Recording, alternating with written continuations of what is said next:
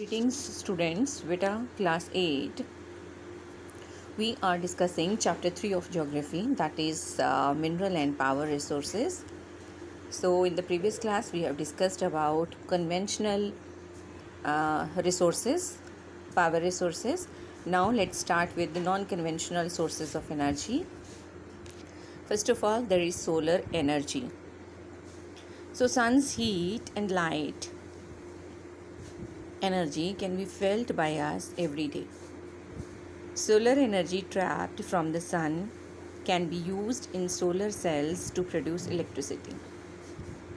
Many of these cells are joined into solar panels to generate power for heating and lighting purposes.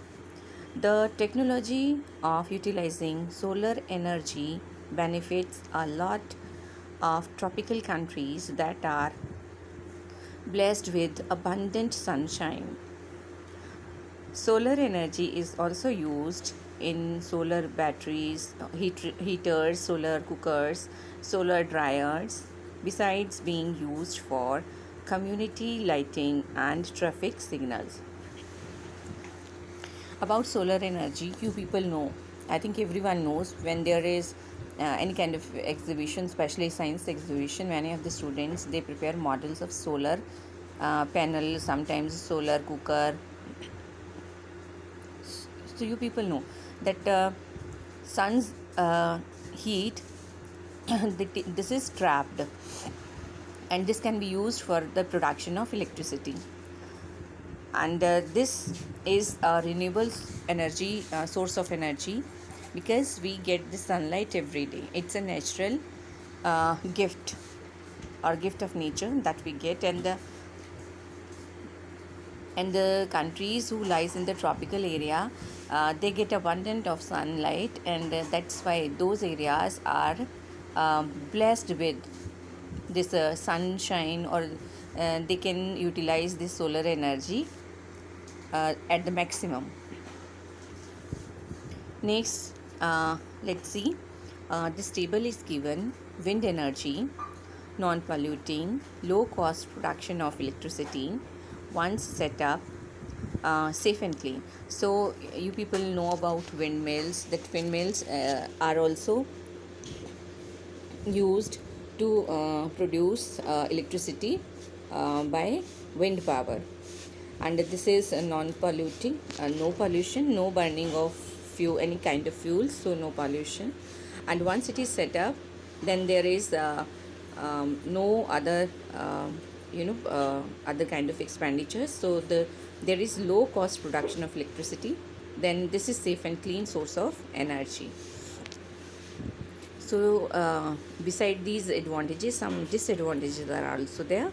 So these are noise pollution, because windmills they produce a lot of noise.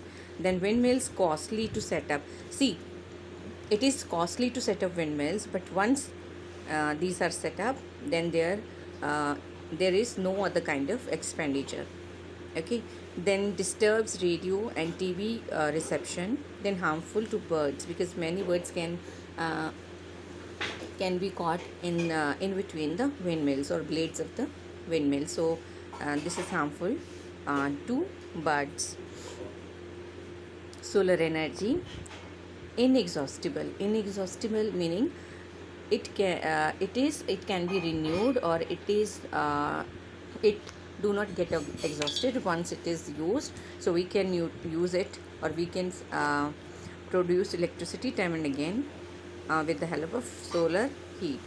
Then non-polluting, so there is no kind of pollution, because we don't no burning takes place. Then expensive, it is these are the disadvantages, that it is expensive to set up solar panels.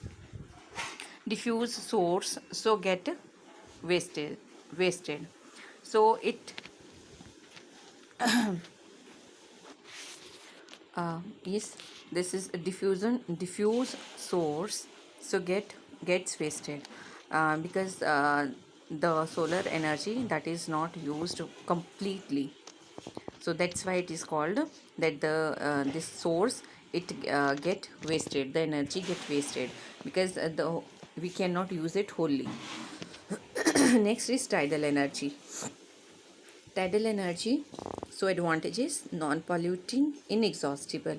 Again, this tidal energy, that is also non-polluting, so no kind of pollution takes place while the production of tidal energy. And then inexhaustible again, it is renewable source of energy, and it can be harnessed time and again. Then destroys wildlife habitats. This is the disadvantage, because a lot of or we can say different kind of wildlife that get destroyed while setting up these systems, then difficult to harness. So it's a little bit difficult to harness this energy, because the tides, the sea tides are used to harness for the production of this energy, tidal energy. Non-conventional sources of energy like nuclear energy, this is advantage, emits large amounts of energy. So there is emission of large amount of energy, means more and more energy can be produced. Disadvantages, then it is generates radioactive waste and expensive. It is expensive and it pollutes our surroundings also, because radioactive waste, it harms the human life, wildlife, and our environment. Then we have biogas. Biogas makes if you know about it in early times, or uh, if you ask your grandparents, they can tell you about the biogas plants. So it is low cost, easy to operate, because the cow dung is used in it. So it is easy to operate, makes use of bio waste. So as it is as the cow dung is used in it, so we can say that bio waste can be used in a best way. So causes greenhouse effect. There is production of or the carbon dioxide, it is released, so it creates or it causes greenhouse effect. Geothermal energy advantages: clean, eco-friendly, and always available. Geothermal energy, this is uh, the advantage, that it is eco-friendly and is available for us all the time. Second disadvantage: located far away from cities and so costly to transport the electricity. So I think this is clear, because it is these plants are set up at far off places from the residential area, so it becomes costly to transport it to the cities and towns. Next, wind energy. So wind is an inexhaustible source of energy. Windmills have been used for grinding grain and lifting water since times immemorial, means from the time immemorial or olden times we are using windmills. So in modern, and these windmills were used earlier, these have been used for grinding grains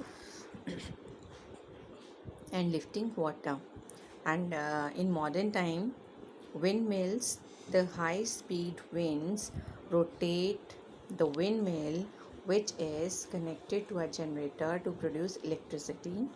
Wind farms having clusters of such windmills are located in coastal regions and in mountain passes where strong and steady winds blow. So these are set up in the areas where there are strong uh, winds, or strong and steady winds blow all through the year. So in those areas the windmills are set up, and then the blades of the windmills are rotated by the wind force, and and these are connected to the generator that to produce electricity.